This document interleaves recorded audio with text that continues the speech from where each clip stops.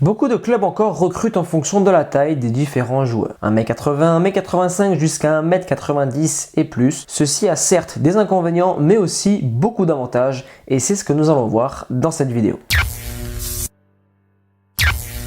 Salut à toutes et à tous, c'est Antoine, j'espère que vous allez bien et bienvenue dans cette nouvelle vidéo. Aujourd'hui, nous allons voir ensemble les avantages d'être un joueur de grande taille. On a vu dans la vidéo précédente les différents avantages d'être un joueur de petite taille et si tu l'as pas vu, je t'invite à aller la regarder et aujourd'hui, on va se consacrer aux joueurs de grande taille. Premier avantage et premier point, c'est le jeu aérien. Comme tu peux le constater avec des joueurs comme Sergio Busquets, Gérard Piqué ou encore Olivier Giroud, ce sont des joueurs de grande taille qui n'ont pas forcément une bonne détente. Mais la taille favorise le tout. Ils vont se retrouver par exemple face à des joueurs qui font 1,80 voire 1,83. Lorsqu'ils vont aller au duel aérien, en général, les joueurs sont arrêtés, sauf sur les coups francs offensifs, ils sont souvent en mouvement. Mais en général, quand il y a un dégagement du gardien, les joueurs sont arrêtés. Donc, qu'est-ce qui se passe? Pour l'impulsion, les deux joueurs n'auront pas le temps de prendre l'élan. Donc ce qui va faire la différence, c'est la taille. Quand tu fais deux têtes de plus qu'un joueur, c'est beaucoup plus facile d'aller à la tête et c'est pour ça que les joueurs défensifs et aussi offensifs remportent plus facilement leur duel aérien. Donc ça, c'était le premier avantage d'être un joueur de grande taille, c'est le duel aérien. Tu t'en doutais bien, c'est vraiment un avantage assez logique. Deuxième point, c'est le duel au corps à corps. C'est-à-dire quand tu as un grand joueur de grande taille comme Zlatan Ibrahimovic, Fellaini, Lukaku ou encore des défenseurs comme Virgil van Dijk, tu es vraiment très fort dans le corps à corps. Pourquoi? Déjà, tu es plus grand, donc tu es plus lourd. Et lorsque tu vas à l'épaule, le joueur qui est plus petit que toi et surtout qui est plus léger que toi, logiquement, tu le fais valser le mec, tu le fais voler. Ou sinon, quand tu es attaquant, comme Lukaku par exemple. Quand tu vas caler les ballons, tu sais quand tu fais la passe à l'attaquant et il fait une remise. T'es grand, t'es costaud, tu vas beaucoup plus facilement caler qu'un joueur qui est petite taille comme Alexis Sanchez. C'est pour ça qu'aussi quand t'es grand ou petite taille, ton jeu varie et il est beaucoup plus différent. Par exemple, un joueur de petite taille, lui, il va préférer les ballons dans la profondeur, alors qu'un joueur qui est grande taille comme Lukaku ou encore comme Olivier Giroud, ils vont préférer les ballons dans les pieds pour remiser et après se déplacer. Ou encore un autre exemple, quand tu es grand de taille, dans les duels, c'est super bien pour les interceptions, ce que fait très bien Fellaini ou encore Busquets. C'est des joueurs, tu vas faire une passe, tu vas dire bon, la passe elle va passer. Et non, ce sont vraiment des joueurs de grande taille avec leurs grandes jambes et ils arrivent à bien récupérer les ballons.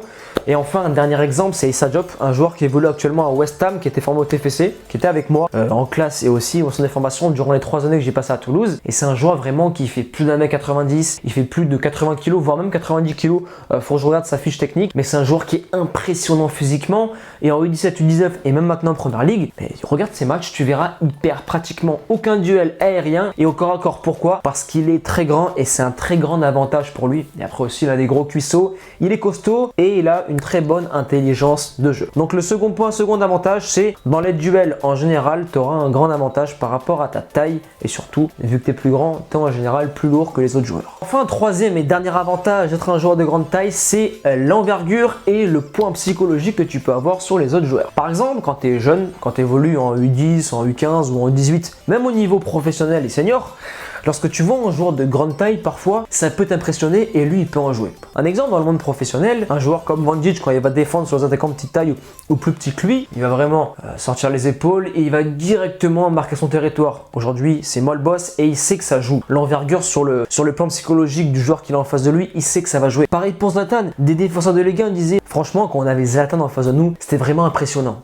T'as vu ce qu'il a dit? C'était vraiment impressionnant. Lorsque tes grandes tailles insistent bien là-dessus, ça va déstabiliser tes adversaires. Et surtout si tu évolues, pas en Ligue 1, parce qu'en Ligue 1, au niveau du mental, ils sont beaucoup plus forts que dans le monde amateur. Mais dans le monde amateur, tu peux vraiment insister sur ce point-là, et encore plus en catégorie de jeunes. Je me rappelle lorsque je jouais au Girona quand j'étais joueur, quand j'étais petit, quand je voyais un joueur de grande taille, j'étais impressionné. J'avais un peu peur indirectement, je me disais, il est plus grand que moi, donc au duel ça va être plus difficile, etc., etc. Et pareil dans les autres divisions, quand tu vois des joueurs vraiment costauds, vraiment très grands, tu te dis, aujourd'hui ça va être compliqué, je sais qu'à l'épaule, il va vraiment être très costaud ce joueur-là, donc je vais devoir mettre les bouchées doubles, et t'as vu? Indirectement, tu pars un peu défaitiste. Donc voilà, quand tu es joueur de grande taille, tu sais que ça peut, sur le plan psychologique, déstabiliser l'adversaire quand il voit que tu es grand.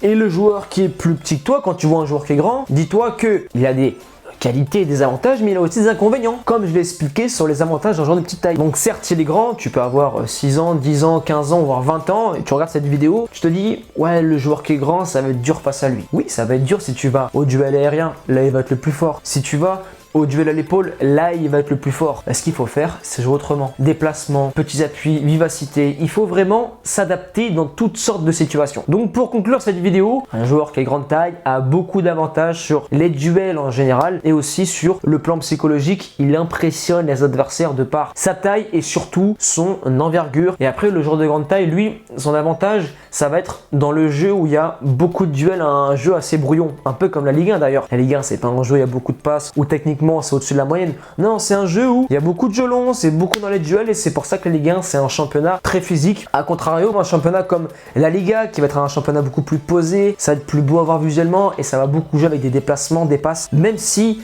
dans toute équipe, il faut absolument qu'il y ait des joueurs de grande taille pour les corners offensifs, les corners défensifs et aussi sur les coups de pied arrêtés en général, car c'est un bel atout pour ne pas prendre de but et aussi pour en mettre, car si tu as une équipe que des petits joueurs où ça joue bien en ballon, l'équipe adverse, ils sont pas bêtes. Ils vont chercher les fautes, ils vont jouer dans les airs et au niveau du jeu aérien, même si tu as une bonne détente, en général, le joueur de grande taille le remporte toujours ce duel-là. On arrive maintenant à la fin de cette vidéo. Si elle t'a aidé et qu'elle t'a plu, n'hésite pas à me le faire savoir en m'explosant la barre des likes et des commentaires avec le hashtag motivation 100%. À présent, pour tous les joueurs qui souhaiteraient s'améliorer sur le plan physique, technique, mental et sur leur hygiène de vie, je vous invite à télécharger le livre La Bible du footballeur en cliquant sur l'icône qui s'affiche juste ici. À présent, je vous laisse là. Persévérance et motivation et on avance ensemble.